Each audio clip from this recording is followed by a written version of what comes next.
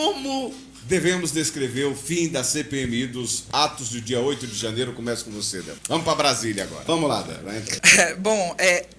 A relatora, né, da CPMI do dia 8 de janeiro, a Elisiane Gama, que presta um desserviço para a sociedade com a atuação macabra dela nessa CPMI, ela já tem o relatório, né, dessa CPMI. Ela, desde o dia que ela chegou, ela já está com tudo lá, porque o intuito dela é tentar incriminar o ex-presidente Bolsonaro. E a gente vê isso em diversas situações. Pessoas que foram convocadas para a CPMI do dia 8 tendo que responder situações que não tinha nada a ver com o escopo. Tivemos a situação das imagens, que eu volto a falar, repetir. Qualquer situação que ocorra fora da normalidade, a primeira coisa que faz é recorrer ao circuito de câmeras, de imagem, certo? Como é que um fato anormal acontece, tão grave como foi essa situação do dia 8 de janeiro, e não tomaram cuidado em preservar essas imagens? A comissão insistiu, no caso a oposição, para que tivesse acesso a essas imagens, e não tiveram acesso.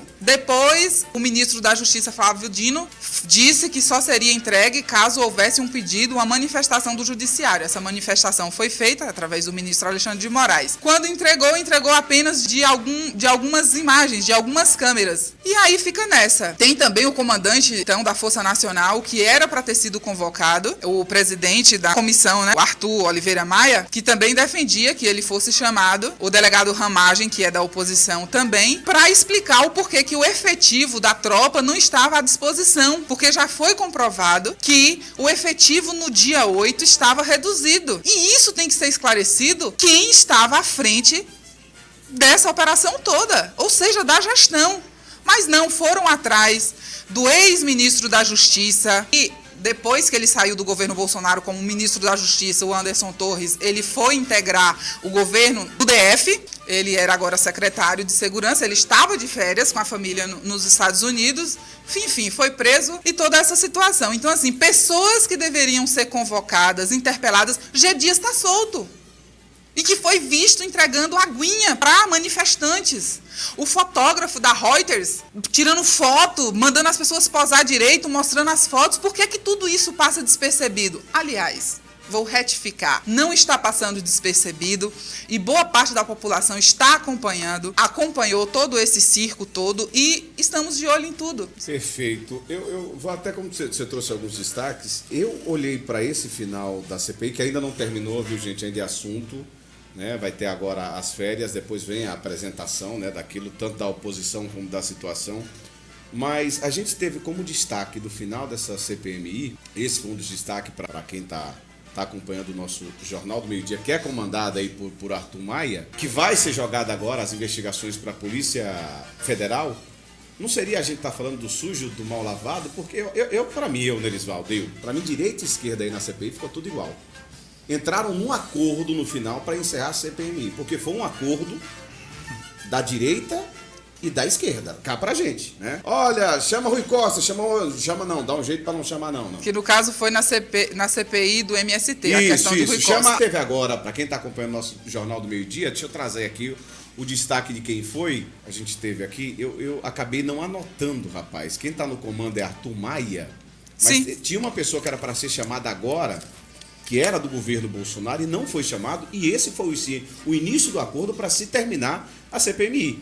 Na minha visão, terminou em pizza, dos dois lados. Eu não tenho como apontar a esquerda ou a direita, não. Para mim, terminou em pizza, entrando no acordo dos dois. E quando direita e esquerda, ou melhor, extremo da direita e da esquerda se entendem, quem perde é o país, na minha forma de pensar.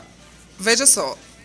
Essa questão do dia 8 de janeiro, ela seria facilmente solucionada se Braga Neto era quem ia ser convocado. Se as imagens que eram, então, vice na chapa de Bolsonaro. Isso, não o convocou e aí começou o acordão. Mas não estou dizendo que só foi pelo fato do Braga Neto. Eu acho que foi um acordão entre direita e esquerda. Se essas imagens tivessem sido preservadas, Nerisvaldo, entregue. Concordo. Muita coisa já teria sido elucidada. elucidada. A direita não batalhou para que se continuasse a CPMI. Se depois de convidar o Braga Neto, eles não vão. E qual a lógica nada. De você dar continuidade a uma CPMI que é custosa pra gente. Sim, mas o custo já foi. Não, mas entenda que não está avançando. Não, concordo.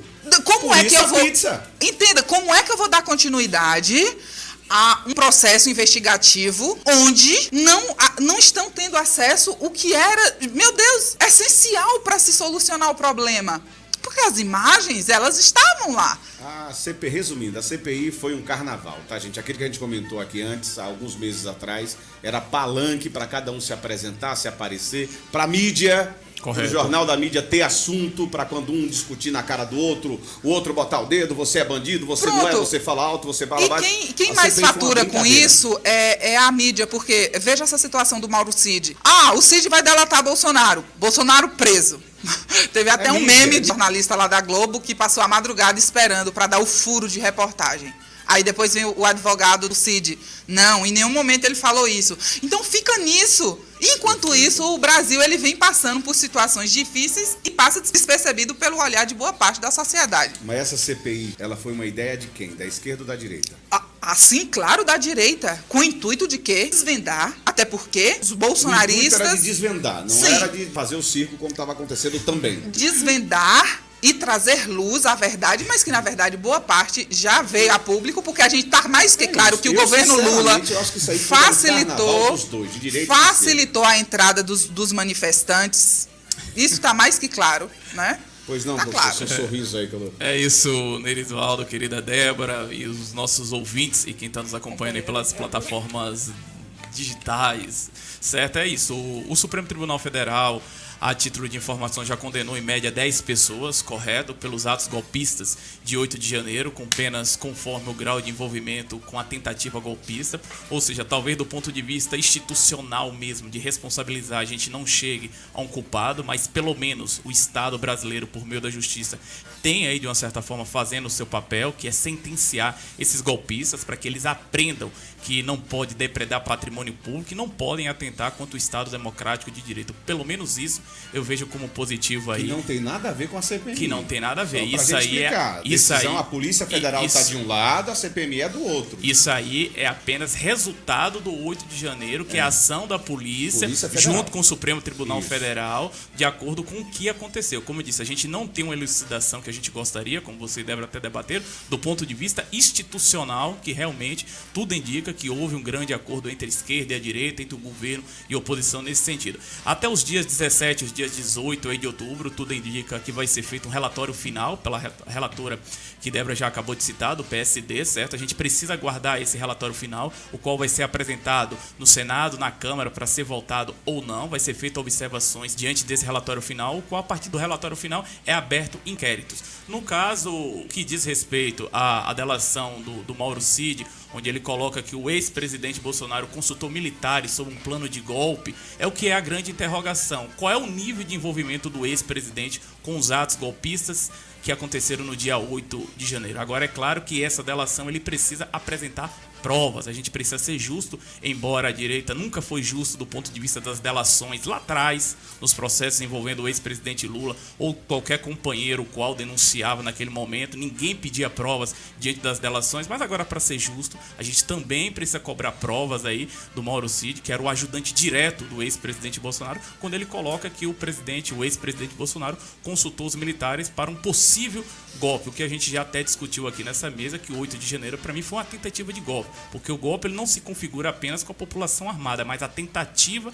de romper, sobretudo, diante de um espaço que representa o poder político do país, que é Brasília, onde estavam as instituições. Mas, por fim, de fato, muitas interrogações vão ficar no ar no que diz respeito ao 8 de janeiro, mais precisamente aí do ponto de vista institucional, porque, de fato, a oposição e a situação se enrolaram, e eu acredito que fizeram também um acordo, Nerisvaldo, nesse sentido, para não se comprometerem ainda mais no que diz respeito ao 8 de janeiro.